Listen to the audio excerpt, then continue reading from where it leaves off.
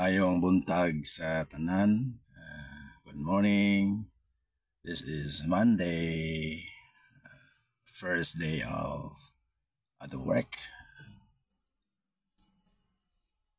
So, nanapod kita sa ato ang regular program sharing and insight the word of the Lord and praying for God every day that He will give us messages to comfort us, to encourage us, especially in our community in social media and Facebook.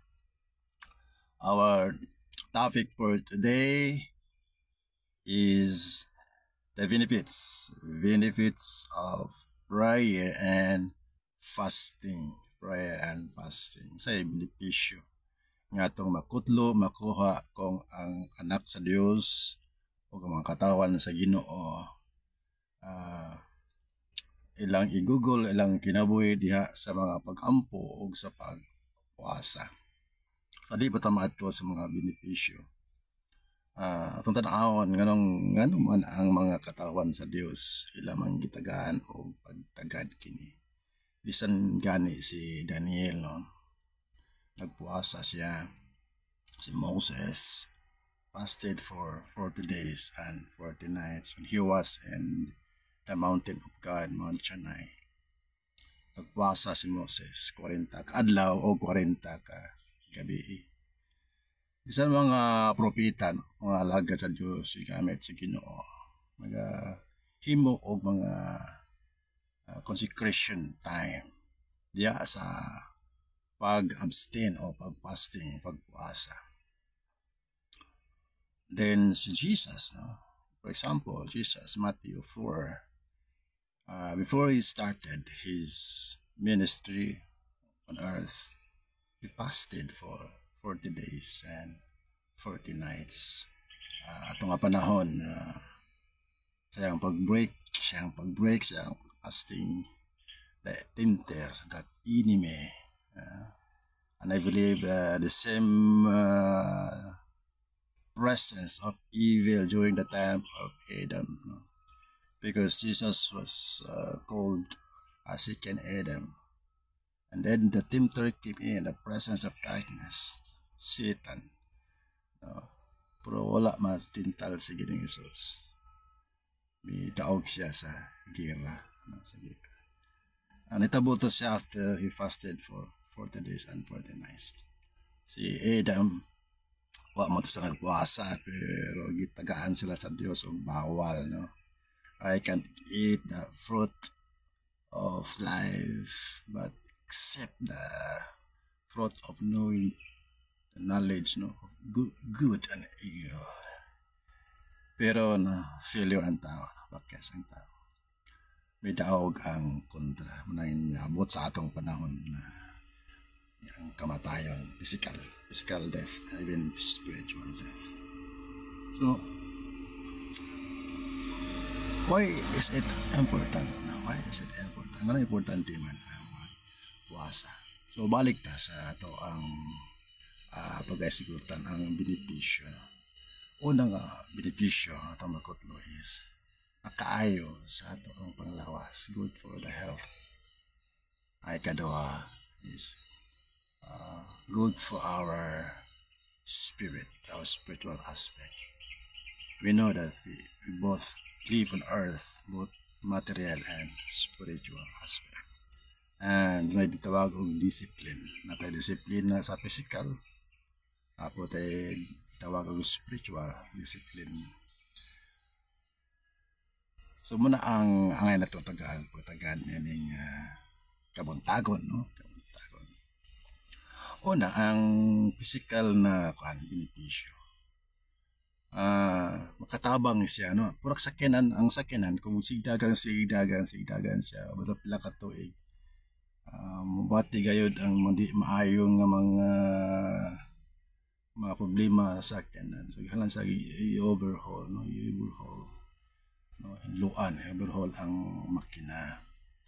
Ang atong lawasad, no? Halang siya i-overhaul.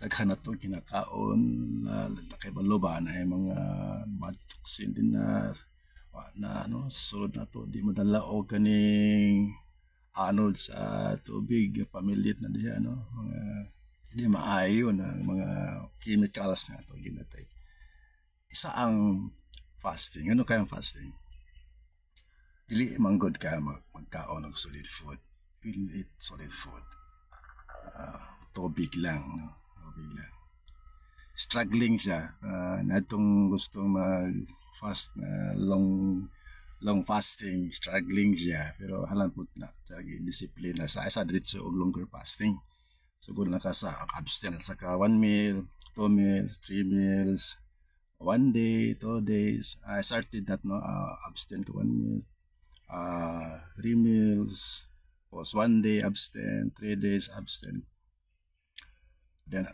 I experienced 21 days nga fasting without eating solid food, only water alone. So na mga tips and advices sa pagpuasa halang tao ganing wisdom, guidance, leading sa Holy Spirit. Kung wala ta gilid sa Holy Spirit sa pagpuasa, ay lang sa pod no. Last 1993, God leads me to fast 21 days. Kung nag-agin ako, 3 days, 5 days, fasting. Then God led me to a longer fasting for 21 days. Ang fasting, mag-start na siya. Kananin may nakagutomon. Kung gutomon ka pa, di pa na fasting. Abstain lang na siya, abstain. 1 day, 3 days, and abstain na siya, di na fasting. Kaya fasting, when hunger depart. Sa di ka nagutomon, di ka nagutomon, di ka na kaon, ka na nagsugon lang pagpuasa, fasting. No. So, luya ang imong lawas, physically luya ka, pero yung spirit is abdik, no? Sharp siya, no? Kita nimo ang mga grabing insight, revelation sa Ginoo. In fact, atong nagpuasa ko, kay bataan mo ko katong time, no? Bata pa, mga 20s pa, no? So, nagluto ako pa nagluto. Wala tilaw-tilaw, kinapastingan. Luto sa balay, ako may tigluto. Ako ship ko ka, luto, tapos nakalakaw. Pero medyo maragkan, gaan imong lawas, pero katumbahon. Pero part na to siya sa journey sa prayer and fasting 21 days. In short, at the end, prayer and fasting, na-resulta ang result. I encounter God's presence. I encounter also the presence of darkness. A stronghold to place nga din. Siya man ay ang stronghold itong lugar. So, when I was doing that, I encounter the presence of God, and even though the presence of darkness there, no? Thank God, no? We won the war, we won the battle. So makaayos siya sa ato ang lawas, din maka-sharpen siya sa ato ang spirit to know God, to listen God, to know God's direction. Labi na sa ato natay mga ministry nga gi-entrust sa Ginoo sa ato ang kinabuhi. So that's all for everyone. Thank you for watching. Thank you for listening sa ato ang program. So may God bless you. Mga next na to ang program is saon sa pagpuasa with the guidance of the Holy Spirit. Dili maunsa ang atong lawas sa during sa fasting kay daghan nga nagpuasa and bisinta, no? Mag-experience ang Ginoo, wala na ma-experience kay nagadaot sila. So thank you for listening, thank you for watching. God bless everyone.